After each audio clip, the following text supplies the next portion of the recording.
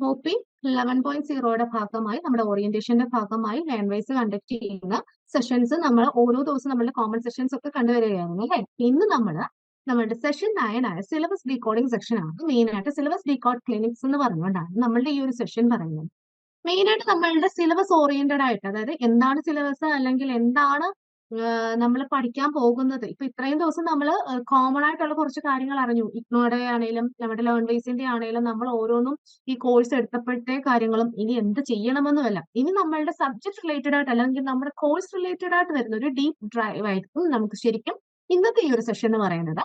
നമ്മുടെ സബ്ജക്റ്റുകൾ ഏതൊക്കെയാണ്, നമ്മൾ എങ്ങനെ കവർ ചെയ്യണം, അതിനകത്തെ ബ്ലോക്കുകൾ ഏതൊക്കെയാണ്, യൂണിറ്റുകൾ ഏതാണ്, അതിന്റെ ക്രെഡിറ്റ് എന്ന് പറയുന്നത് എന്താണ്, അസൈൻമെന്റ്സ്, ഇങ്ങനെ കുറെ നമ്മളുടെ ഈ ഓൺ ബോർഡിംഗ് സമയത്ത് നമ്മൾ കേട്ടിരിക്കുന്ന കുറെ ടേംസും കാര്യങ്ങളും ഒക്കെ ഉണ്ട്. അപ്പം അതൊക്കെ എങ്ങനെയാണ് നമ്മൾ പ്രാക്ടിക്കലി ആപ്ലിക്കബിൾ ചെയ്യേണ്ടത്, അല്ലെങ്കിൽ നമ്മൾ എന്താണ് ഇനി ഫേസ് ചെയ്യാൻ പോകുന്ന, പഠിക്കാൻ പോകുന്ന, അങ്ങനത്തെ കുറച്ച് കാര്യങ്ങളായിരിക്കും ഇന്നത്തെ ഈ ഒരു സെഷനിനകത്ത് മെയിൻ ആയിട്ട് നമ്മൾ നോക്കാൻ പോകുന്നത്. എന്റെ പേര് സ്നേഹ, നമ്മുടെ കൊമേഴ്സിലെ മെന്റർ ആണ് ലാൻഡ്വൈസിൽ. എന്റെ കൂടെ ഈ സെഷൻ ലീഡ് ചെയ്യാൻ വേണ്ടി കൊമേഴ്സിലെ മെന്ററായ ലോജിഷ മാം ഉണ്ട്, കൂടെ മൊബീന മാമും ഷഫ്ന മാമും ഉണ്ട്.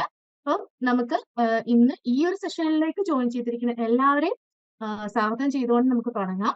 ഫസ്റ്റ് ഓഫ് ഓൾ ഞാൻ പറഞ്ഞ പോലെ തന്നെ നമുക്ക് ഇന്നത്തെ ഒരു സെഷൻ എന്ന് പറയുന്നത് നമ്മുടെ സിലബസ് ഡീകോഡിംഗ് ആണ്. നമുക്ക് നമ്മളുടെ മാറ്ററിലോട്ട് വരാം. നമ്മളുടെ സിലബസ് ഡീകോഡിംഗ്, അതായത് നമ്മളുടെ സിലബസ് എന്താണ്, അല്ലെങ്കിൽ സിലബസിനകത്ത് എന്തെല്ലാമാണ് വരുന്നത് എന്നാണ് ഈ ഒരു ദിവസം നമ്മൾ നോക്കാൻ പോകുന്നത്. നമ്മൾ നമ്മുടെ പ്രോഗ്രാമിന്റെ പേര്, അതായത് BA-MSME എന്നാണ് നമ്മൾ എപ്പോഴും പറയുന്നത് അല്ലെ. BA-MSME എന്താണ് MSME? അതെന്ന് പറയുന്നത് micro small and medium enterprises. Micro small and enterprises നമ്മൾ BA-MSME എന്ന് ഷോർട്ട് ഫോം ആയിട്ട് പറയും. വരുന്ന നമ്മുടെ പ്രോഗ്രാം കോഡാണ് എന്തെന്ന് പറയുന്നത് BA-MSME. ആ BA-MSMEക്കകത്ത് നമുക്ക് വരുന്നത് മെയിൻ ആയിട്ട് കോമറൻസി, നമ്മുടെ കോഴ്സ് വരുന്നുണ്ട്, അപ്പൊ അതിൻ്റെ അകത്തെ ബ്ലോക്കുകൾ വരുന്നുണ്ട്, യൂണിറ്റുകൾ വരുന്നുണ്ട്, പിന്നെ അതിനകത്ത് ക്രെഡിറ്റ്സ് എന്ന് പറഞ്ഞുകൊണ്ട് നമ്മൾ പല സാധനങ്ങൾ കാണുന്നുണ്ട്. ഇതൊക്കെ എന്താണ്, അല്ലെങ്കിൽ എങ്ങനെയാണ് ഇതൊക്കെ നോക്കേണ്ടത്, അല്ലെങ്കിൽ ഇതൊക്കെ എന്താണ് ഡിനോട്ട് ചെയ്യുന്നത് എന്നതൊക്കെ ആയിരിക്കും നമ്മൾ ഇതിനകത്ത് മെയിൻ ആയിട്ട് പറഞ്ഞു പോകുന്നത്. അപ്പൊ അതിനകത്ത് നമ്മളുടെ ഒരു നമ്മൾ പ്രോഗ്രാം എന്ന് യൂണിറ്റ് കേൾക്കും, അതുപോലെ തന്നെ കോഴ്സ്, ബ്ലോക്ക്, അപ്പം അതിനെക്കുറിച്ചുള്ള ഇൻ ഡീറ്റെയിൽഡ് ആയിട്ടുള്ള പോർഷൻസ് ഒക്കെ നമ്മൾ ഇതിനകത്ത് കവർ ചെയ്യുന്നുണ്ട്. ഇന്നത്തെ ഈ ഒരു സെഷനകത്ത് അല്ലെങ്കിൽ ഈ ഒരു ടെക്കിനകത്ത് നമ്മൾ നിങ്ങളെ ഹെൽപ്പ് ചെയ്യാൻ വേണ്ടി എന്തെല്ലാമാണ് ഉള്ളത് എന്നാണ് വരുന്നത്. അതായത് ഫസ്റ്റിൽ തന്നെ നമുക്ക് ഒരു നെഗേറ്റ് സ്ട്രക്ചർ, അതായത് BA-MSME എന്ന് നമ്മൾ കേട്ടു. അപ്പൊ BA-MSME എന്ന് പറയുന്നതിനകത്ത് ഞാൻ പറഞ്ഞല്ലോ നമുക്ക് ഓൾറെഡി കോഴ്സ്, ബ്ലോക്ക്, യൂണിറ്റ് അങ്ങനെയൊക്കെ ഉണ്ട്. അതെങ്ങനെ ഒരു പെർഫെക്റ്റ് ആയിട്ട് പ്ലാൻ ചെയ്യാം, അല്ലെങ്കിൽ അതിന്റെ സ്റ്റഡി ഷെഡ്യൂൾസും കാര്യങ്ങളും എങ്ങനെ എഫക്റ്റീവ് ആക്കാം എന്നത് നാവിഗേറ്റ് ചെയ്യുക. അതുപോലെ തന്നെ നമ്മുടെ വർക്ക് ലോഡ്, അതായത് നമുക്ക് കുറെ അതായത് നമുക്ക് ഓൾറെഡി വർക്ക് പ്രഷേഴ്സും ഫാമിലി വർക്ക് ലോഡ്സും കാര്യങ്ങളും ഒക്കെ കാണും അല്ലെ. അപ്പൊ അതിൽ നിന്ന് നമ്മളെ ഇതെങ്ങനെ നമ്മളുടെ പ്രാക്ടിക്കൽ ലൈഫുമായിട്ട്, അല്ലെങ്കിൽ സബ്ജക്ട് നമ്മുടെ എഡ്യൂക്കേഷനും നമ്മുടെ ലൈഫും കൂടെ എങ്ങനെ ഒരു ബാലൻസ്ഡ് ഫോമിൽ പോകാം എന്നതിന്റെ ഒരു വിഷ്വലൈസ്ഡ് ആയിട്ട്, അല്ലെങ്കിൽ അതിനെ ഒന്ന് നമുക്കൊന്ന് പ്ലാൻഡ് ആയിട്ട് പോകുന്നത് ഒക്കെ ഒന്ന് അറേഞ്ച് ചെയ്ത് തരിക. അതേപോലെ തന്നെ എക്സാം റെഡിനെസ്, അതായത് നമുക്ക് എക്സാംസിന് നിങ്ങൾ ഓക്കെ ആക്കി എടുക്കുക, അല്ലെങ്കിൽ നിങ്ങൾക്ക് അതിന് വേണ്ട പ്രിപ്പറേഷൻസും കാര്യങ്ങളും തരിക. അതായത് നമ്മുടെ ഒഫീഷ്യൽ സിലബസുകൾ, അതിന്റെ റിക്വയർമെന്റ്സും കാര്യങ്ങളും എല്ലാം തന്നെ ഈ ഒരു സെഷനകത്ത് നമ്മൾ കവർ ചെയ്യുന്നത്.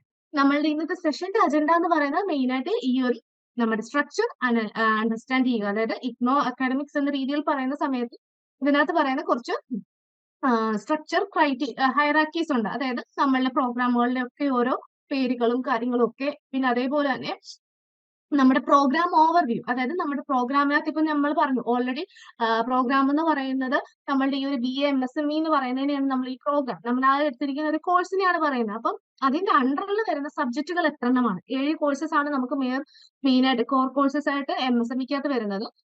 ആ കോഴ്സസ് ഏതൊക്കെയാ, അല്ലെങ്കിൽ എത്രണ്ണമാണ് അതിന്റെ കോഴ്സസ്, അതിന്റെ ക്രെഡിറ്റ് കാര്യങ്ങൾ, അങ്ങനത്തെ കാര്യങ്ങൾ. അതേപോലെ തന്നെ ഡീറ്റെയിൽഡ് ആയിട്ടുള്ള ഡീകോഡിംഗ് എന്ന് പറയുമ്പോൾ നമ്മുടെ സിലബസിനെ നല്ലപോലെ ബ്ലോക്ക് വൈസും യൂണിറ്റ് വൈസും ഏതൊക്കെയാണ് ഡീറ്റെയിൽഡ് ആയിട്ട് ഡീകോഡ് ചെയ്ത് തരും. അതേപോലെ തന്നെ ലേണിംഗ് റിസോഴ്സസ്, ഇതൊക്കെ പഠിക്കാനുള്ള റിസോഴ്സസ് ഏതൊക്കെയാണ്, എങ്ങനെ അത് യൂട്ടിലൈസ് ചെയ്യണം എന്നൊരു ടിപ്സും ഒക്കെ ആയിരിക്കും ഇന്നത്തെ ഒരു സെഷനകത്ത് മെയിനായിട്ട് നമ്മൾ അജണ്ട വെച്ചിരിക്കുന്നത്. ദെൻ ഞാൻ മുമ്പേ പറഞ്ഞു നമ്മളെ പ്രോഗ്രാം, കോഴ്സ്, അങ്ങനെ പല പേരുകളുണ്ടെന്നല്ലേ. അപ്പൊ അതിൽ ഫസ്റ്റ് നമ്മൾ MSME അല്ലെങ്കിൽ BA-MSME എടുത്തൊരു ലേണറിനെ സംബന്ധിച്ച് നമ്മൾ നോക്കിക്കഴിഞ്ഞാൽ നമ്മുടെ പ്രോഗ്രാമിന്റെ പേരാണ്, അതായത് നമ്മൾ എടുത്തിരിക്കുന്ന ഈ ഒരു സബ്ജക്റ്റ് ആണ് പ്രോഗ്രാം പ്രോഗ്രാം എന്ന് പറഞ്ഞുകൊണ്ട് പറയുന്നത്, അതായത് നമ്മൾ ഏത് കോഴ്സാണ് എടുത്തിരിക്കുന്നത് അതിനെ നമ്മൾ പ്രോഗ്രാം എന്നാണ് പറയുന്നത്. അത് നമ്മൾ ഡിഗ്രി ആണ് എടുത്തിരിക്കുന്നത്, BA MSME ആണ് എടുത്തിരിക്കുന്നത്, BA MSME. അപ്പം നമ്മുടെ അസൈൻമെന്റിന്റെ സമയത്താണേലും എക്സാംസ് എഴുതുന്ന സമയത്താണേലും പ്രോഗ്രാം എന്ന് പറയുന്നിടത്ത് നമ്മൾ എപ്പോഴും എഴുതേണ്ടത് BA MSME എന്ന് പറയുന്ന കോഡാണ്.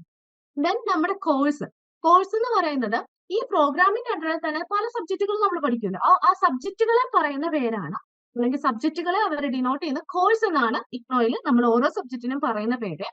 അപ്പം ആ കോഴ്സ് എന്ന് പറയുന്നത് പലതാകാം.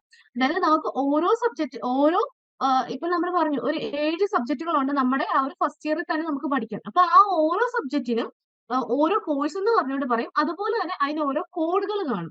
ഇപ്പൊ എക്സാമ്പിൾ ആയിട്ട് കൊടുത്തിരിക്കുന്നുണ്ട് VECC 101. അതെന്ന് പറയുന്നത് അതിന്റെ ഒരു കോഴ്സ് കോഡാണ്, അതായത് സബ്ജക്റ്റിന്റെ കോഡാണ്. അപ്പൊ നമ്മൾ എടുത്തിരിക്കുന്ന കോഴ്സിനെ ആ ഒരു സബ്ജക്റ്റിനെ മെയിൻ ആയിട്ട് നമ്മൾ എടുത്തിരിക്കുന്ന പ്രോഗ്രാമിനെ നമ്മൾ ആ ഒരു ടേമിൽ BA MSME എന്ന് പറയുന്നു.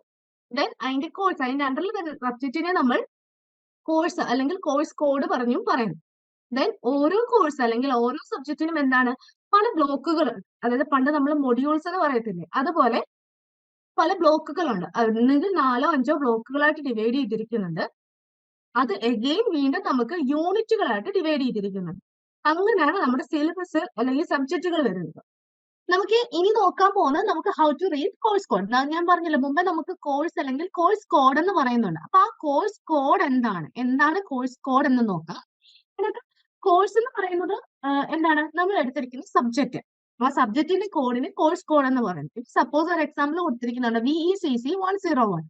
VECC എന്ന് പറയുന്നത് ഒരു പ്രിഫിക്സ് ആണ്. പ്രിഫിക്സ് എന്ന് പറയുമ്പോൾ നമുക്ക് നമ്മുടെ ആ ഒരു സബ്ജക്റ്റുമായിട്ട് റിലേറ്റ് ചെയ്ത്, ഇപ്പൊ അതിനകത്ത് കണ്ട എക്കണോമിക്സ്, കൊമേഴ്സ്, ഇംഗ്ലീഷ്, ഏത് സബ്ജക്റ്റുമായിട്ട് റിലേറ്റ് ചെയ്തിട്ടുള്ളതാണ് അതനുസരിച്ചുള്ള ഒരു പ്രിഫിക്സ് ആയിരിക്കും അവിടെ കൊടുക്കുന്നത്. ഇപ്പൊ BCOC 131 എന്ന് പറയുന്നത് നമ്മുടെ ഫിനാൻഷ്യൽ അക്കൗണ്ടിങ്ങിന്റെ കോഡാണ് BCOC 131. കൊമേഴ്സിന്റെ ഒരു സബ്ജക്റ്റ് ആണ്, ഇതാണ് BCOC. അതിന്റെ ബാക്കി ഒരു നമ്പർ 101 എന്ന് കൊടുത്തിരിക്കുന്നത്. അതുപോലെ തന്നെ കോഴ്സ് ലെവൽ അല്ലെങ്കിൽ ID നമ്പർ ആയിട്ട് ഒരു നമ്പറും കൂടെ അവിടെ ഡിനോട്ട് ചെയ്യും. അപ്പം ഇത് ഇങ്ങനെയാണ് നമ്മുടെ ഓരോ കോഴ്സ് കോഡ് വരുന്നത്. പലപ്പോഴും നമ്മളുടെ ആദ്യത്തെ ഒരു സെഷനകത്തൊക്കെ മാത്രമേ അല്ലെങ്കിൽ നമ്മുടെ കൺഫർമേഷൻ മെയിലിനകത്തൊക്കെ ഉള്ളൂ നമ്മളുടെ സബ്ജക്റ്റിന്റെ പേരോടെ കാണുന്നത്. ബാക്കി എല്ലായിടത്തും നമ്മൾ കാണാൻ പോകുന്ന മിക്കപ്പോഴും ഈ കോഴ്സ് കോഡ് മാത്രമായിരിക്കും. ആ കോഴ്സ് കോഡ് വെച്ചിട്ടാണ് നമ്മൾ അത് ഏത് സബ്ജക്റ്റ് ആണ് പറയുന്നത്. പ്രത്യേകിച്ച് എക്സാംസിന് അപ്ലൈ ചെയ്യുന്ന സമയത്ത്, ഹോൾ ടിക്കറ്റ് കിട്ടുമ്പോൾ ഇതിനകത്തെല്ലാം ഡിനോട്ട് ചെയ്യുന്നത് മെയിനായിട്ടും ഈ കോഴ്സ് കോഡുകളായിരിക്കും. ഈ കോഴ്സ് കോഡ്, നമ്മുടെ സബ്ജക്റ്റിന്റെ കോഴ്സ് കോഡ് എപ്പോഴും നമ്മൾ ശ്രദ്ധിക്കുക. അതനുസരിച്ചാണ് നമ്മൾ പല ഫോംസിലും ഫില്ല് ചെയ്യുന്നത്. കോഴ്സ് കോഡ്, പ്രോഗ്രാമും എന്താണെന്നുള്ളത് മെയിൻ ആയിട്ടൊന്ന് മനസ്സിലാക്കി വെച്ചിരിക്കുക കേട്ടോ. ദെൻ വരുന്നത് നമ്മുടെ സിലബസ് ഡീകോഡിംഗ് ആണ്. സിലബസ് ഡീകോഡിങ്ങിനകത്ത് മെയിൻ ആയിട്ട് നമുക്ക് വരുന്നത് ക്രെഡിറ്റ്സ്. മെയിൻ ആയിട്ട് നമ്മൾ പണ്ട് തൊട്ടേ കണ്ടുവരുന്നതാണ്. പല സബ്ജക്റ്റുകളും പലതും വരുമ്പോൾ നമുക്ക് ഡിഗ്രി പ്രോഗ്രാം, എനിക്ക് തോന്നുന്നു നമ്മളുടെ ഏത് യൂണിവേഴ്സിറ്റിയുടെ ഡിഗ്രി ആണെങ്കിലും അതിനകത്ത് ഓരോ സബ്ജക്റ്റിനും 4 ക്രെഡിറ്റ് സബ്ജക്റ്റ് ആണ്, 6 ക്രെഡിറ്റ് സബ്ജക്റ്റ് ആണെന്ന് പറഞ്ഞുകൊണ്ട് പലപ്പോഴും ഡിവൈഡ് ചെയ്ത് കാണാറുണ്ട്. എന്താണ് ഈ ക്രെഡിറ്റ്? ആ ക്രെഡിറ്റ് എന്ന് പറയുന്നത് 1 ക്രെഡിറ്റ് എന്ന് പറയുന്നത് 30 അവേഴ്സ് ആണ് ശരിക്കും മീൻ ചെയ്യുന്നത്. 1 ക്രെഡിറ്റ് എന്ന് പറയുമ്പോൾ 30 അവേഴ്സ്. 30 അവേഴ്സ് എന്ന് അവിടെ മീൻ ചെയ്യുന്നത്, അതായത് ഒരു സബ്ജക്റ്റ് പഠിക്കാൻ നമുക്ക് എത്രത്തോളം മണിക്കൂർ അല്ലെങ്കിൽ എത്രത്തോളം ടൈം സ്പെൻഡ് ചെയ്യേണ്ടി വരും, അതാണ് ശരിക്കും നമുക്ക് ആ ഒരു ക്രെഡിറ്റ് കൊണ്ട് അവർ മീൻ ചെയ്യുന്നത്. അതായത് 4 ക്രെഡിറ്റ് ഉള്ള ഒരു സബ്ജക്റ്റ് ആണ് എങ്കിൽ, അതായത് നമ്മളോട് പറയുകയാണ് ഇന്ന സബ്ജക്റ്റിന് 4 ക്രെഡിറ്റ് ആണെന്ന് പറഞ്ഞു കഴിഞ്ഞാൽ അതിന്റെ അർത്ഥം 4 into 30 അവേഴ്സ് എടുക്കും നമ്മൾ ആ ഒരു പർട്ടിക്കുലർ സബ്ജക്ട് കവർ ചെയ്യാൻ നമുക്ക് എടുക്കേണ്ടി വരിക. അതായത് 6 ക്രെഡിറ്റ് ആണെങ്കിൽ 6 into 30 അവേഴ്സ് കൊണ്ടേ നമ്മൾ ആ ഒരു സബ്ജക്ട് കവർ ചെയ്യേണ്ടത് ആണ്. അല്ലെങ്കിൽ അത് ചെയ്യാൻ മിനിമം എടുക്കുന്ന അല്ലെങ്കിൽ ഒരു നോർമലി എടുക്കുന്ന ഒരു ടൈം എന്ന് പറയുന്നത് 6 into 30 അവേഴ്സ് ആണ്. അപ്പൊ അങ്ങനെയാണ് നമ്മളുടെ ക്രെഡിറ്റ് മീൻ ചെയ്യുന്നത്. അത് നമ്മളുടെ ഓരോ സബ്ജക്റ്റിന് 4 സബ്ജക്റ്റുകളാണെങ്കിൽ, എലക്ടീവ് സബ്ജക്റ്റുകളാണെങ്കിൽ 4 ക്രെഡിറ്റ് 6 ക്രെഡിറ്റ് എന്ന രീതിയിൽ വേരിയേഷൻസ് വരും. അപ്പം ക്രെഡിറ്റ് എന്ന് പലയിടത്തും കാണുമ്പോൾ അതെന്താന്ന് ഓർത്തിരിക്കുക. ഒരു ക്രെഡിറ്റ് എന്ന് പറയുന്നത് 30 അവേഴ്സ് ആണ്. നമ്മൾ ആ ഒരു പർട്ടിക്കുലർ സബ്ജക്ട് കവർ ചെയ്യാൻ എടുക്കുന്ന ഒരു ടൈം ആണ് ഇവിടെ ഡിനോട്ട് ചെയ്യുന്നത്. തിയറി, നമുക്ക് കൂടുതലും നമ്മളുടെ തിയറി പേപ്പേഴ്സ് ആണ് സത്യം പറഞ്ഞാൽ നമ്മളുടെ MSMEക്കകത്ത് കൂടുതലും ഉള്ളത്. അതായത് നമുക്ക് പ്രോബ്ലം പേപ്പേഴ്സോ പ്രാക്ടിക്കൽ പേപ്പേഴ്സോ എന്നുള്ളതിനെക്കാട്ടും തിയറി പേപ്പേഴ്സ് ആണ് നമ്മളുടെ ഈ ഒരു 7 സബ്ജക്റ്റിൽ നമ്മൾ കണ്ടുവരുന്നത്.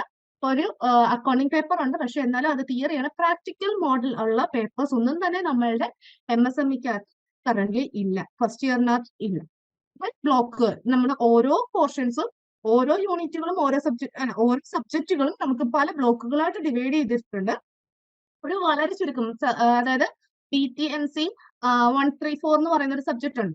ആ ഒരു പേപ്പറിൽ മാത്രമാണ് നിലവിൽ ബ്ലോക്കുകളല്ല, ഡയറക്റ്റ് അവർ യൂണിറ്റ് ആയിട്ട് തന്നെയാണ് ഒരു ഓർഡർ കൊടുത്തിരിക്കുന്നത്. First unit, unit 1, unit 2, unit 3 എന്ന് പറഞ്ഞുകൊണ്ട് ബാക്കി എല്ലാ സബ്ജക്റ്റിലും തന്നെ ബ്ലോക്കുകളായിട്ട് ഡിവൈഡ് ചെയ്തിട്ട് അതാണ് യൂണിറ്റ് ആയിട്ട് ഡിവൈഡ് ചെയ്തിരിക്കുന്നത്. അതിന്റെ കാര്യങ്ങൾ ഡീറ്റെയിൽ ആയിട്ട് നമ്മൾ നോക്കുന്നു. ദെൻ നമുക്ക് നമ്മുടെ ഈ പ്രോഗ്രാമിന്റെ ഒരു സ്നാപ്ഷോട്ട് നോക്കാം. സ്നാപ്ഷോട്ട് എന്ന് പറയുമ്പോൾ ജസ്റ്റ് നമ്മളിപ്പോ ഇത്രയും പറഞ്ഞത് വെച്ച് നോക്കുമ്പോൾ BA MSME എന്ന് പറയുമ്പോൾ നമ്മൾ എന്താണ്, അല്ലെങ്കിൽ നമ്മൾ ബേസിക് ആയിട്ട് അറിയേണ്ട കാര്യങ്ങൾ എന്തൊക്കെയാണ്? നമ്മുടെ പ്രോഗ്രാമിന്റെ പേരാണ് BA MSME അല്ലെങ്കിൽ BA micro small and medium enterprises. അതറിയുക. എത്ര കോഴ്സ് ഉണ്ടെന്ന് നോക്കുക. അതായത് നമ്മുടെ ഫസ്റ്റ് ഇയർ മൊത്തത്തിൽ നമുക്ക് 7 കോഴ്സസ് അല്ലെങ്കിൽ 7 സബ്ജക്റ്റ് ആണ് പഠിക്കാനുള്ളത്. ടോട്ടൽ ക്രെഡിറ്റ് എന്ന് പറയുന്നത് 40 ക്രെഡിറ്റ് ആണ്. അതായത് നമുക്ക് ഈ 7 സബ്ജക്റ്റ് കൂടെ പഠിക്കാൻ ടോട്ടലി ഫസ്റ്റ് ഇയർ നമുക്ക് വേണ്ടി 40 ക്രെഡിറ്റ്, അതായത് 40 × 30 അവേഴ്സ് ആണ് ഈ ഒരു പർട്ടിക്കുലർ ഫസ്റ്റ് ഇയർ കവർ ചെയ്യാൻ നമുക്ക് വേണ്ടി വരിക. ദെൻ നമുക്ക് ഫോക്കസ് ചെയ്യുന്ന മെയിൻ ഏരിയസ് എന്ന് പറയുന്നത്, സബ്ജക്റ്റുകൾ എന്ന് പറയുന്നത് ഓൺടർപ്രീനർഷിപ്പ്, ഇംഗ്ലീഷ്, എക്കണോമിക്സ്, അക്കൗണ്ടിങ്, വാല്യൂസ് അല്ലെങ്കിൽ വാല്യൂ എഡ്യൂക്കേഷൻ, എൻവയോൺമെന്റ്, കമ്മ്യൂണിക്കേഷൻ, ഇങ്ങനത്തെ കുറച്ച് പേപ്പേഴ്സ് ആണ് മെയിൻ ആയിട്ട് നമ്മൾ ഫോക്കസ് ചെയ്യുന്നത്. ഫസ്റ്റ് ഇയറിൽ നമ്മൾ ഫോക്കസ് ചെയ്യുന്ന ഏരിയാസ്. അതുകൊണ്ട് തന്നെ നമുക്ക് ടോട്ടൽ ഫസ്റ്റ് ഇയറിൽ 40 ക്രെഡിറ്റ്സ് ആണ് ടോട്ടൽ ക്രെഡിറ്റ്സ് ആയിട്ട് നമുക്ക് പറയാൻ പറ്റുന്നതും. അതുപോലെ തന്നെ 100% തിയറി കോഴ്സസ് ആയിട്ട് അല്ലെങ്കിൽ തിയറി സബ്ജക്ട്സ് ആണ് നമുക്ക് ഫസ്റ്റ് ഇയർ കവർ ചെയ്യാനുള്ളത് എന്നും പറയാം. നമ്മുടെ സബ്ജക്റ്റുകൾ, അതായത് നമുക്ക് 7 സബ്ജക്ട് ഉണ്ടെന്ന് പറഞ്ഞു. അപ്പൊ ആ 7 സബ്ജക്റ്റിന്റെ ബോത്ത് അവൈലബിലിറ്റി എന്നാണ് കൊടുത്തിരിക്കുന്നത്.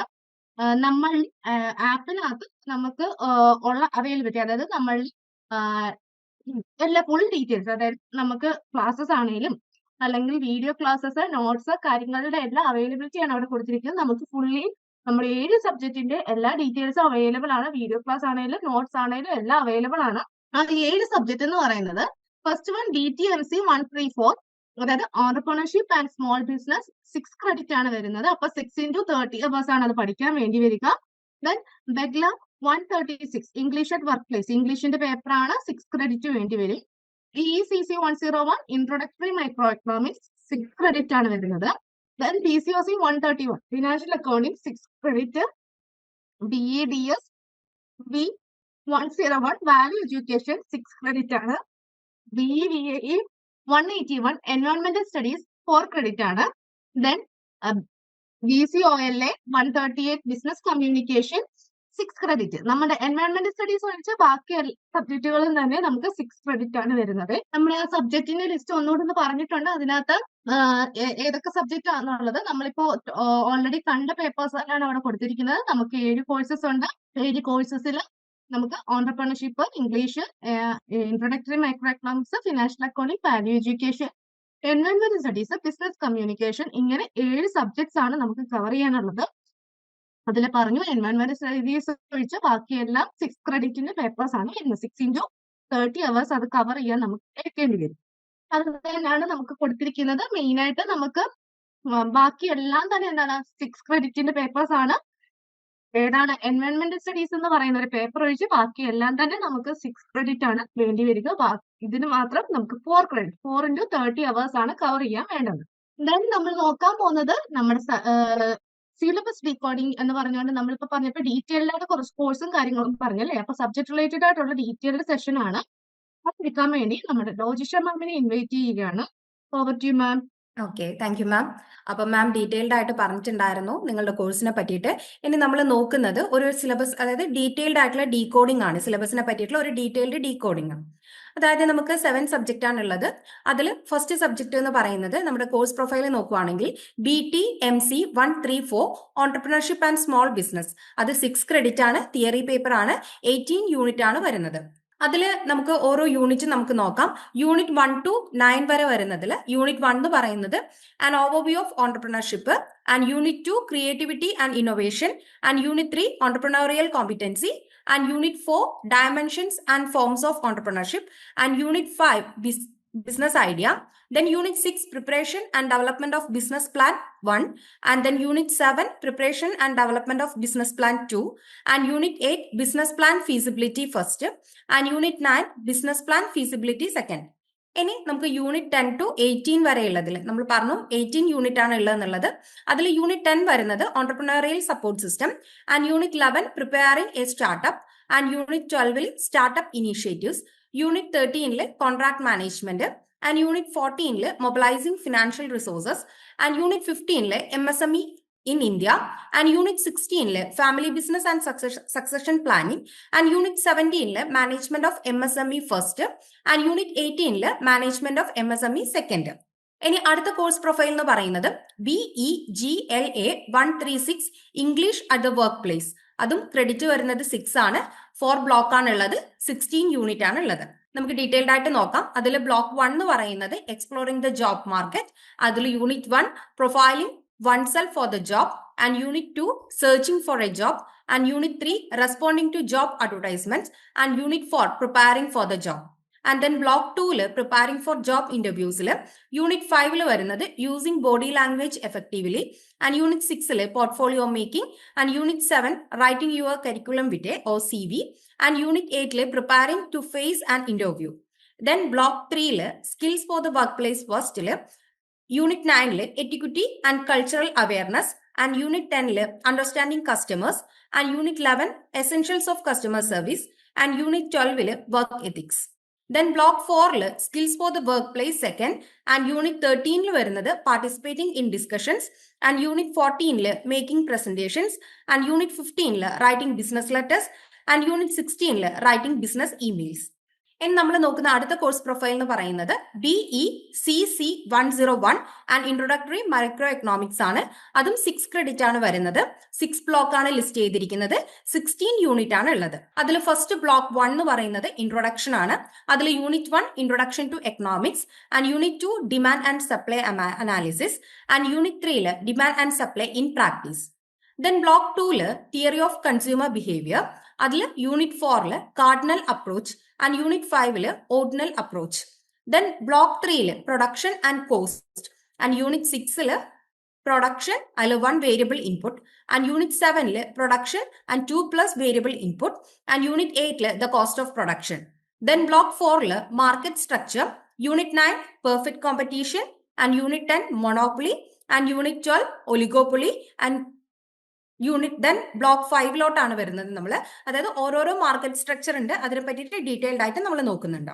യൂണിറ്റ് 5 ഫാക്ടർ മാർക്കറ്റ്, ഫാക്ടർ മാർക്കറ്റിൽ unit 13 factor market and pricing and unit 14 labour market and unit 15 land market and block 6 welfare and market ഫെയിലിയറിൽ unit 16 welfare allocative efficiency and unit 17 efficiency of market mechanism. ഇനി നമ്മൾ നോക്കുന്ന അടുത്ത course profile എന്ന് പറയുന്നത് BCOC 131 financial accounting ആണ്.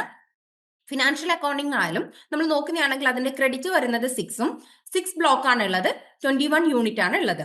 അതിൽ first block 1 എന്ന് പറയുന്നത് തിയററ്റിക്കൽ ഫ്രെയിംവർക്ക് ആണ്, അതായത് അതിന്റെ nature and scope. Then unit 2 accounting process, then unit 3 accounting principles, then unit 4 accounting standards. ഇനി നമ്മൾ ബ്ലോക്ക് 2 നോക്കുകയാണെങ്കിൽ അക്കൗണ്ടിംഗ് പ്രോസസ്, അതിൽ unit 5 journal and ledger and unit 6 subsidiary ബുക്സും ദെൻ യൂണിറ്റ് 7 ട്രയൽ ബാലൻസും ആണ്. ദെൻ ബ്ലോക്ക് 3 ഫൈനൽ അക്കൗണ്ട് ആണ്. Final അക്കൗണ്ടിൽ വരുന്ന സമയത്ത് unit 8 depreciation and unit 9 final account first, then unit 10 final account second. Then block 4 hire purchase നോക്കുകയാണെങ്കിൽ unit 11 hire purchase account ഫസ്റ്റും unit 12 hire purchase account second, then unit 13 branch അക്കൗണ്ടും unit 14 branch account സെക്കൻഡും. Then block 5 consignment ആണ്. അതിൽ unit 15 consignment അക്കൗണ്ടും unit 16 consignment account സെക്കൻഡും then unit 17 joint venture അക്കൗണ്ടും. ഇനി അടുത്തത് നമ്മൾ നോക്കുന്നത് ബ്ലോക്ക് 6 ആണ്. ബ്ലോക്ക് 6 കമ്പ്യൂട്ടറൈസ്ഡ് അക്കൗണ്ടിംഗ് ആണ്. അതിൽ യൂണിറ്റ് 18 വരുന്നത് introduction and creation of company and unit 19 creating masters and unit 20 വരുന്നത് voucher entries and invoicing and then unit 21 വരുന്നത് പ്രിപ്പറേഷൻ ഓഫ് റിപ്പോർട്ട്. ഇത്രയുമാണ് നമ്മുടെ ഫിനാൻഷ്യൽ അക്കൗണ്ടിംഗിൽ വരുന്നത്. ഇനി നമ്മൾ നോക്കുന്ന അടുത്ത കോഴ്സ് പ്രൊഫൈൽ എന്ന് പറയുന്നത് BEDSB 101 വാല്യൂ എഡ്യൂക്കേഷൻ ആണ്. വാല്യൂ എഡ്യൂക്കേഷൻ ആയാലും നമുക്ക് 6 ക്രെഡിറ്റ് ആണ് വരുന്നത്. 4 ബ്ലോക്ക് ആണ് ലിസ്റ്റ് ചെയ്തിരിക്കുന്നത്. 16 യൂണിറ്റ് ആണ് വരുന്നത്. അതിൽ ഫസ്റ്റ് ബ്ലോക്ക് 1 എന്ന് പറയുന്നത് കൺസെപ്ച്വൽ ഫ്രെയിംവർക്ക് ആണ്. അതിൽ യൂണിറ്റ് 1 എന്ന് പറയുന്നത് സോഷ്യൽ മലൈസ് ആൻഡ് യൂണിറ്റ് 2 എന്ന് പറയുന്നത് concept of morality and unit 3 എന്ന് പറയുന്നത് dimensions of morality and unit 4 pillars of democracy. Next വരുന്നത് ബ്ലോക്ക് 2 ആണ്, ചേഞ്ചിങ് കൾച്ചർ ആൻഡ് വാല്യൂസ്. അതിൽ യൂണിറ്റ് 1 എന്ന് പറയുന്നത് Indian culture and human values. Then unit 2 values in Indian philosophy and unit 3 cultural pluralism in Indian society. Then unit 4 values for sustainable development. Then block 4 social ഡൈനാമിക്സിൽ അതിൽ unit 1 പറയുന്നത് process of socialisation and unit 2 social interaction and human values and unit 3 values conflict and resolution. Then unit 4 process of human adjustment. Then block 5 social linkages ആണ്. അതിൽ unit 1 പറയുന്നത് value development through social institutions and unit 2 school and peer and unit 3 role of parents. Then unit 4 influence of media. ഇത്രയാണ് 5 ബ്ലോക്കിൽ വരുന്നത്, അതായത് നമ്മുടെ value education എന്ന് പറയുന്ന ബ്ലോക്കിൽ വരുന്നത്. ഇനി നമ്മൾ നോക്കുന്നത് അടുത്ത കോഴ്സ് പ്രൊഫൈൽ എന്ന് പറയുന്നത് നമ്മുടെ BE 181 എൻവയോൺമെന്റൽ സ്റ്റഡീസ് ആണ്. എൻവയോൺമെന്റൽ സ്റ്റഡീസ് ആയാലും നമുക്ക് 4 ആണ് ക്രെഡിറ്റ് വരുന്നത്. 4 ബ്ലോക്ക് തന്നെയാണ് ഉള്ളത്. 14 യൂണിറ്റ് ആണ് വരുന്നത്. അതിൽ ഫസ്റ്റ് ബ്ലോക്ക് എന്ന് പറയുന്നത് ഇൻട്രൊഡക്ഷൻ ആണ്.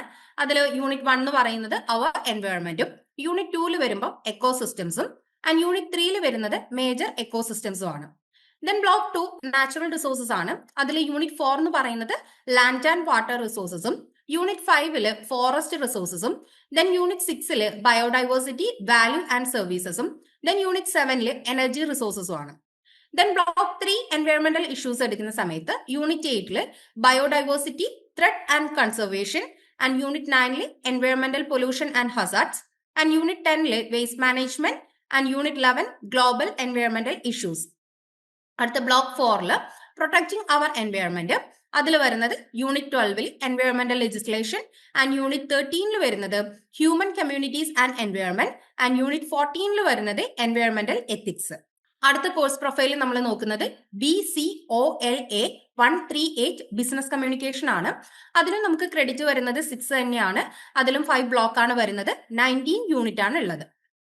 ഫസ്റ്റ് ബ്ലോക്ക് 1 എന്ന് പറയുന്നത് ബേസിക് കൺസെപ്റ്റ് തന്നെയാണ്. First unit 1 introduction to communication, then unit 2 types of communication, then unit 3 introduction to business communication, then unit 4 purpose of business communication, then unit 5 channels of business communication.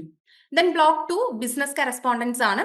അതിൽ unit 6 വരുന്നത് principles of letter writing, unit 7 business correspondence first and unit 8 business correspondence second and unit 9 meetings first and then unit 10 meeting second. Then block 3 secretarial skills ആണ്. അതിൽ unit 11 വരുന്നത് business reports prepare ചെയ്യാനാണ്. Then unit 12 process of writing report and then unit 13 precis writing ആണ് വരുന്നത്. ഇനി അടുത്ത് നമ്മൾ block 4 നോക്കുന്ന സമയത്ത് അതായത് കുറച്ച് ബിസിനസ് ടേംസ് ആണ്. അതിൽ യൂണിറ്റ് 1 പറയുന്നത് some business terms in first and unit 15 some business terms തന്നെയാണ് പറയുന്നത്. Then unit 16 words often confused, then unit 17 words often misspelled. And block 5 പറയുന്നത് ജോബ് മാർക്കറ്റ് ആണ്. ജോബ് മാർക്കറ്റിൽ യൂണിറ്റ് 18 പറയുന്നത് വോയിസ് മെയിൽ ആൻഡ് വീഡിയോ കോൺഫറൻസും, then unit 9 preparing for job മാർക്കറ്റും ആണ്. ഇനി നമ്മൾ നേരത്തെ മാം പറഞ്ഞിട്ടുണ്ടായിരുന്നു നമുക്ക് ഏതൊക്കെ റിസോഴ്സസ് ആണ് നമ്മൾ യൂസ് ചെയ്യുന്നത്. നമ്മുടെ ഒരു സെഷൻ 3 നമ്മൾ ഈ ഓറിയന്റേഷൻ തുടങ്ങിയത് മുതൽ നിങ്ങൾക്കറിയാം, നിങ്ങൾ ഓരോ സെഷനും അറ്റൻഡ് ചെയ്യുന്നതാണ്. നമ്മൾ സെഷൻ 3 പറഞ്ഞിട്ടുണ്ടായിരുന്നു ഡീറ്റെയിൽഡ് ആയിട്ട്, അതായത് നമ്മുടെ ലേൺ വൈസിന്റെ ആപ്പിൽ എന്തൊക്കെ ഫീച്ചേഴ്സ് ആണ് ഉള്ളത് എന്നുള്ളത് നിങ്ങൾക്ക് ഞങ്ങൾ പ്രൊവൈഡ് ചെയ്യുന്നുണ്ട്. റെക്കോർഡഡ് ലെക്ചേഴ്സ് പ്രൊവൈഡ് ചെയ്യുന്നുണ്ട്. അതിന്റെ ഒരു മാക്സിമം ഡ്യൂറേഷൻ എന്ന് പറയുന്നത് 40 മിനിറ്റ് ആണ് വരുന്നത്. അതിൽ കൂടുതലാണെങ്കിൽ 2 വീഡിയോസ് ആയിട്ട് വരുന്നുണ്ട് എന്നുള്ളത് പറഞ്ഞിട്ടുണ്ടായിരുന്നു. അതുപോലെ തന്നെ നിങ്ങൾക്ക് വാല്യൂ ആഡഡ് നോട്ട് പ്രൊവൈഡ് ചെയ്യുന്നുണ്ട്. അതായത് നമ്മുടെ നോട്ടിന്റെ ഏറ്റവും സമ്മറൈസ്ഡ് ആയിട്ടുള്ള ഫോം ആണ് നിങ്ങൾക്ക് തരുന്നത്. അതുപോലെ തന്നെ പ്രീവിയസ് ഇയർ ക്വസ്റ്റ്യൻസും ഉണ്ട്. നമ്മുടെ ആപ്പിൽ തന്നെ നിങ്ങൾക്ക് വർക്ക്ഔട്ട് ചെയ്യാൻ വേണ്ടിയിട്ട് പ്രീവിയസ് ഇയർ ക്വസ്റ്റ്യൻസും ഉണ്ട്. അതുപോലെ തന്നെ നമുക്ക് എന്താണ് നിങ്ങൾക്ക് മോഡൽ എക്സാമും അതുപോലെ തന്നെ എക്സാം സ്പെഷ്യൽ ലൈവ് സെഷൻസും അങ്ങനെ ഒരുപാട് കാര്യങ്ങൾക്ക് നിങ്ങൾക്ക് എക്സാം അടുപ്പിച്ച് ഞങ്ങൾ നിങ്ങൾക്ക് തരുന്നുണ്ട്. അതായത് ഒരു മോഡൽ എക്സാം എങ്ങനെ അറ്റൻഡ് ചെയ്യണം എന്നുള്ള ഒരു ഹെൽപ്പ് ഡെസ്ക് നിങ്ങൾക്ക് വേണ്ടിയിട്ടുണ്ട്.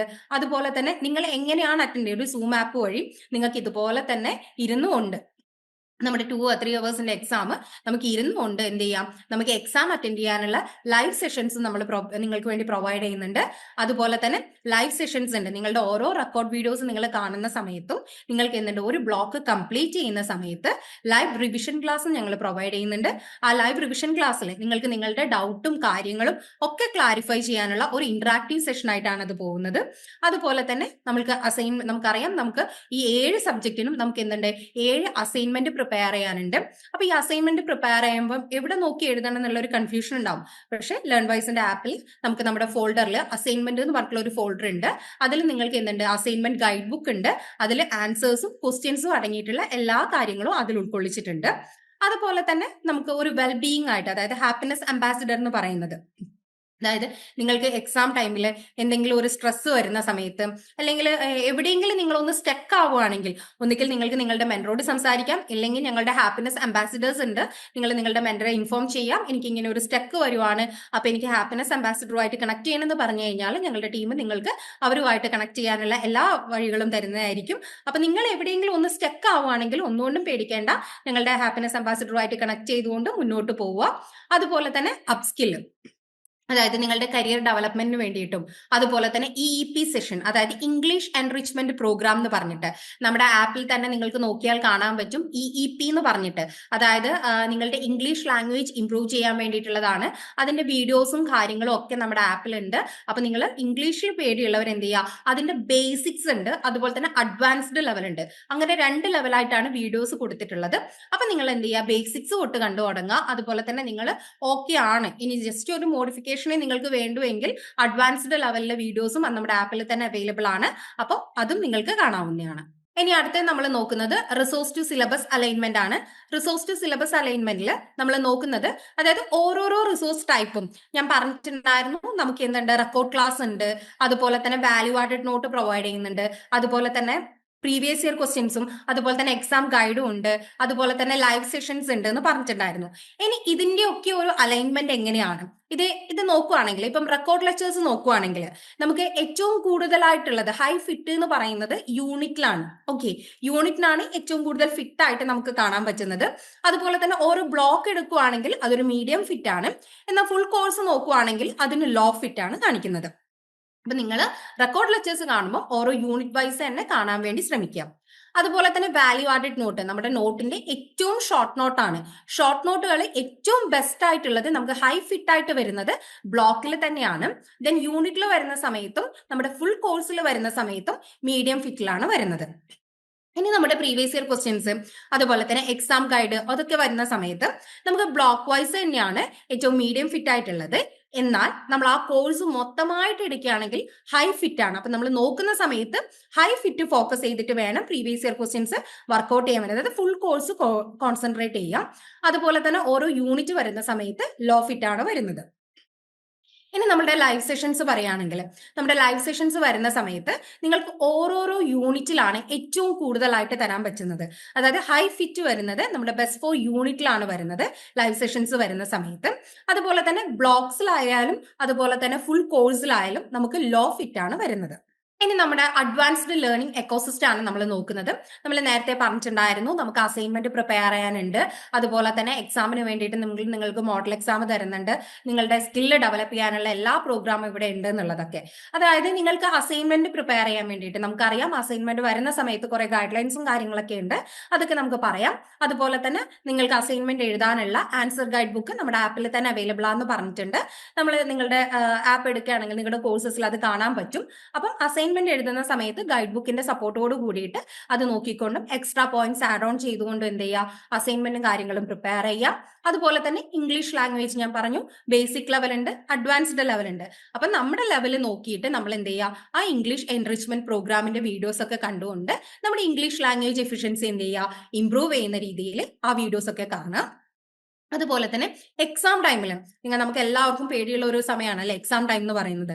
അപ്പൊ ഒന്നുകൊണ്ടും വിഷമിക്കേണ്ട ആവശ്യമില്ല. കാരണം എന്ന് വെച്ചാൽ എക്സാം ടൈം ആകുമ്പോഴേക്കും ഞങ്ങൾ നിങ്ങൾക്ക് എന്ത് ചെയ്തിട്ടുണ്ട്, പക്ക നിങ്ങളെ കംപ്ലീറ്റ് ആയിട്ടാണ് ഞങ്ങൾ വിടുന്നത്. കാരണം നിങ്ങളുടെ record class, live revision class ഒക്കെ കഴിഞ്ഞതിന് ശേഷം നിങ്ങൾക്ക് എന്തുണ്ട്, മോഡൽ എക്സാം കണ്ടക്ട് ചെയ്യുന്നുണ്ട്.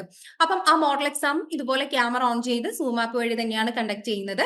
അപ്പം എന്ത് ചെയ്യും, നിങ്ങൾ ഒരു പേപ്പർ എടുത്ത് നമുക്ക് എങ്ങനെയാണോ നമ്മൾ ഒരു എക്സാമിന് പോകുന്നത് അതുപോലെ തന്നെ സൂം ആപ്പ് വഴി നമ്മളൊരു എക്സാം നിങ്ങൾക്ക് ലൈവ് ആയിട്ട് തന്നെയാണ് വെക്കുന്നത്. അപ്പൊ മോഡൽ എക്സാമും കാര്യങ്ങളും ഉണ്ട്. അതുപോലെ തന്നെ എക്സാം സ്പെഷ്യൽ ലൈവ് സെഷൻസും ഉണ്ട്. അതായത് എക്സാമിന് മുന്നോടിയായിട്ട്, ഈ മോഡൽ എക്സാമിന് മുന്നോടിയായിട്ട് നമ്മൾ എക്സാം സ്പെഷ്യൽ ലൈവ് സെഷൻ എന്ന് പറയുന്ന ഒരു സെഷനും കൂടി അറേഞ്ച് ചെയ്യുന്നുണ്ട്. അതുപോലെ തന്നെ ഗ്രോത്ത് ആൻഡ് ഡെവലപ്മെന്റിൽ ഞാൻ പറഞ്ഞിട്ടുണ്ടായിരുന്നു, നമുക്ക് അപ്സ്കില്ലിംഗ് ഇനീഷ്യേറ്റീവ്സ്, അതായത് നമ്മുടെ സ്കില്ല് ഡെവലപ്പ് ചെയ്യാനുള്ള പല പ്രോഗ്രാംസും കാര്യങ്ങളും നമുക്കുണ്ട്. അതുപോലെ തന്നെ നമുക്ക് പല കരിക്കുലർ ഇവന്റ്സും ഉണ്ട്. അതായത് നമ്മുടെ ഓണം സെലിബ്രേഷൻ, അതുപോലെ തന്നെ നമുക്ക് ഒക്ടോബർ 2 ഗാന്ധി ജയന്തി നമ്മൾ നല്ല രീതിയിൽ ആഘോഷിച്ചിട്ടുണ്ടായിരുന്നു. അതുപോലെ തന്നെ ഇങ്ങനെയുള്ള ഒരുപാട് ഇവന്റ്സ്, അതായത് നിങ്ങൾ ഇപ്പൊ തന്നെ കാണുന്നുണ്ടാകും ഈ ഓറിയന്റേഷൻ പ്രോഗ്രാമിന്റെ ഭാഗമായിട്ട് തന്നെ ഒരുപാട് ഇവന്റ്സ് നിങ്ങൾക്ക് വേണ്ടി ഞങ്ങൾ കണ്ടക്ട് ചെയ്യുന്നുണ്ട്. അപ്പൊ നിങ്ങളുടെ സ്കില്ല് ഡെവലപ്പ് ചെയ്യാൻ വേണ്ടിയിട്ടുള്ള ഒരുപാട് ഇവന്റ്സ് എന്ത് ചെയ്തിട്ടുണ്ട്, ഞങ്ങളുടെ പ്ലാറ്റ്ഫോമിലുണ്ട്. അപ്പൊ എല്ലാവരും എന്ത് ചെയ്യുക, ഇനീഷ്യേറ്റീവ് ആയിട്ട് അത് നല്ലപോലെ പാർട്ടിസിപ്പേറ്റ് ചെയ്യാൻ നോക്കുക. അതുപോലെ തന്നെ നമ്മുടെ വെൽബീയിങ് സപ്പോർട്ട് നിങ്ങൾക്കുണ്ട്. അതുപോലെ തന്നെ നിങ്ങൾക്ക് എന്ത് സിറ്റുവേഷൻ വന്നു കഴിഞ്ഞാലും നിങ്ങളെ ഹെൽപ്പ് ചെയ്യാൻ വേണ്ടിയിട്ട് ഒരു സ്റ്റുഡന്റ് ഹെൽപ്പ് ഡെസ്കും പ്രവർത്തിക്കുന്നുണ്ട്. അതുപോലെ തന്നെ ഞാൻ പറഞ്ഞു നിങ്ങൾക്ക് അസൈൻമെന്റ് എന്നുള്ളത്, അതായത് assignment why the matter why they matter. അതായത് നമ്മുടെ അസൈൻമെന്റ് എന്ന് പറയുന്നത് നമുക്ക് എക്സാം ടൈമിൽ, അതായത് നമുക്കൊരു ജാനുവരി സൈക്കിളിലാണെങ്കിൽ നമുക്ക് എന്ത് ചെയ്യണം, ഒരു ഏപ്രിലോട് കൂടി നമ്മൾ അസൈൻമെന്റ്, മാർച്ച് ഏപ്രിൽ ആകുമ്പോഴേക്കും നമ്മൾ എന്ത് ചെയ്യണം, അസൈൻമെന്റ് സബ്മിറ്റ് ചെയ്യേണ്ടതുണ്ട്. അപ്പൊ നമുക്ക് അസൈൻമെന്റ് വരുന്ന സമയത്ത് നമ്മുടെ സൈക്കിളും കാര്യങ്ങളിലൊക്കെ വരും. അതുപോലെ തന്നെ നമ്മുടെ ആപ്പിലും ഉണ്ടാവും. ഞാൻ പറഞ്ഞു നമുക്ക് അസൈൻമെന്റ് നമ്മുടെ ആൻസർ ഗൈഡ് ബുക്ക് നോക്കിയിട്ട് നിങ്ങൾക്ക് എഴുതാം എന്നുള്ളത്. അപ്പൊ നിങ്ങൾ എഴുതുന്ന സമയത്ത് നിങ്ങൾ എന്തൊക്കെ ശ്രദ്ധിക്കണം എന്ന് വെച്ചാൽ, നിങ്ങൾ അസൈൻമെന്റ് എഴുതുന്ന സമയത്ത് നിങ്ങളുടെ മാർജിൻ എന്ന് പറയുന്നത് 4:2 ആയിരിക്കണം. അതുപോലെ തന്നെ നമ്മൾ ഒരു പെൻ യൂസ് ചെയ്യുന്നുണ്ടെങ്കിൽ, നമ്മളിപ്പോൾ ബ്ലൂ പെന്നാണ് യൂസ് ചെയ്യുന്നുണ്ടെങ്കിൽ ബ്ലൂ തന്നെ through out the assignment use ചെയ്യാം. അതുപോലെ തന്നെ മാർക്കേഴ്സ് അങ്ങനെയുള്ള കാര്യങ്ങളൊന്നും നമ്മൾ കൂടുതലായിട്ട് ഉപയോഗിക്കരുത്. അതുപോലെ തന്നെ എഴുതുന്നത് അത്രയും നീറ്റായിട്ട് നമ്മളൊരു introduction part, body part, conclusion, ആ ഒരു രീതിയിൽ നമ്മൾ എങ്ങനെയാണോ അതായത് എക്സാമിന് അപ്പിയർ ചെയ്യുന്നത് അതുപോലെ തന്നെ നമ്മുടെ അസൈൻമെന്റ് നമ്മൾ പ്രിപ്പയർ ചെയ്യുക. അതായത് നമ്മുടെ എക്സാമിന് വേണ്ടിയിട്ടാണ്, നമുക്ക് വേണ്ടിയിട്ടാണ്. നമ്മൾ എങ്ങനെയാണോ എഴുതുന്നത് അതുപോലെ തന്നെയാണ് വരുന്നത്. പക്ഷെ നമ്മൾ എഴുതുന്ന സമയത്ത് ഇൻട്രൊഡക്ഷൻ, ബോഡി, കൺക്ലൂഷൻ ആ ഒരു രീതിയിൽ വേണം ഫോക്കസ് ചെയ്യാൻ വേണ്ടിയിട്ട്. അതുപോലെ തന്നെ എക്സാം നമുക്ക് അസൈൻമെന്റിന് സബ്മിഷൻ ഡേറ്റ് ഉണ്ട്. ഞാൻ പറഞ്ഞു നമുക്കിപ്പോൾ ഒരു ജാനുവരി സൈക്കിളിലാണെങ്കിൽ നമുക്ക് എന്ത് ചെയ്യും, ഒരു മാർച്ച് ആകുമ്പോഴേക്കും നമുക്ക് എന്ത് ചെയ്യേണ്ടി വരും, നമുക്ക് അസൈൻമെന്റ് സബ്മിറ്റ് ചെയ്യേണ്ടി വരും. ഓക്കെ, സോറി, ജൂലൈ സൈക്കിൾ ആണെങ്കിൽ, ജൂലൈ നമ്മുടെ 1 ഇയർ പ്രോഗ്രാം ആണല്ലോ. അപ്പൊ ജൂലൈ സൈക്കിളിലാവുമ്പം നമുക്കൊരു മാർച്ചോട് കൂടിയിട്ട് എന്ത് ചെയ്യേണ്ടി വരും, നമുക്ക് അസൈൻമെന്റ് ഒക്കെ സബ്മിറ്റ് ചെയ്യേണ്ടി വരും. അപ്പൊ നമ്മൾ എന്ത് ചെയ്യണമെന്ന് വെച്ചാൽ സബ്മിഷൻ ഡേറ്റ് വരെ കാത്തിരിക്കരുത്. നമ്മൾ സബ്മിഷൻ ഡേറ്റിന് ഒരു 1 or 2 വീക്ക് മുമ്പേ, അല്ലെങ്കിൽ 1 മന്ത് മുന്നേ ആയാലും അത്രയും നല്ലത്, നമ്മളൊരു 2 വീക്ക് മുമ്പേ എങ്കിലും എന്ത് ചെയ്യാം, മൊത്തത്തിലെല്ലാം പ്രിപ്പയർ ചെയ്ത് എല്ലാം ഓക്കെ ആക്കി ടൈ ചെയ്ത് നമ്മൾ കൊണ്ടുപോയി സബ്മിറ്റ് ചെയ്യണം. നമ്മൾ ഒരിക്കലും ലാസ്റ്റ് ഡേറ്റ് വരെ കാത്തു നിൽക്കരുത്. നമുക്ക് അസൈൻമെന്റ് വന്നു കഴിഞ്ഞാൽ നമ്മുടെ ആപ്പിൽ തന്നെ അത് അപ്ലോഡ് ചെയ്യുന്നതായിരിക്കും. ആ ടൈം മുതൽ നിങ്ങൾ എഴുതാൻ തുടങ്ങിക്കൊള്ളണം. ഒരു കാരണവശാലും ടൈം വേസ്റ്റ് ചെയ്യരുത്. കാരണം ലാസ്റ്റ് ടൈമിൽ ഒരു ഹറിബറി ഒഴിവാക്കാനാണ് ഇപ്പോഴേ പറയുന്നത്. അങ്ങനെ ഒരു ട്രബിൾ നമുക്ക് ഒരിക്കലും ഉണ്ടാവരുത്. നമ്മൾ എന്ത് ചെയ്യുക, അസൈൻമെന്റ് വന്നു കഴിഞ്ഞാൽ അത് പ്രിപ്പയർ ചെയ്തിട്ട് നമ്മൾ സബ്മിഷൻ ഡേറ്റ് ഒരു 2 വീക്ക് മുമ്പേ അല്ലെങ്കിൽ ഒരു 1 വീക്ക് മുമ്പേ എങ്കിലും കൊണ്ടുപോയി നമ്മുടെ സ്റ്റഡി സെന്ററിൽ സബ്മിറ്റ് ചെയ്യുന്ന രീതിയിൽ വേണം ഫോക്കസ് ചെയ്യാൻ വേണ്ടിയിട്ട്.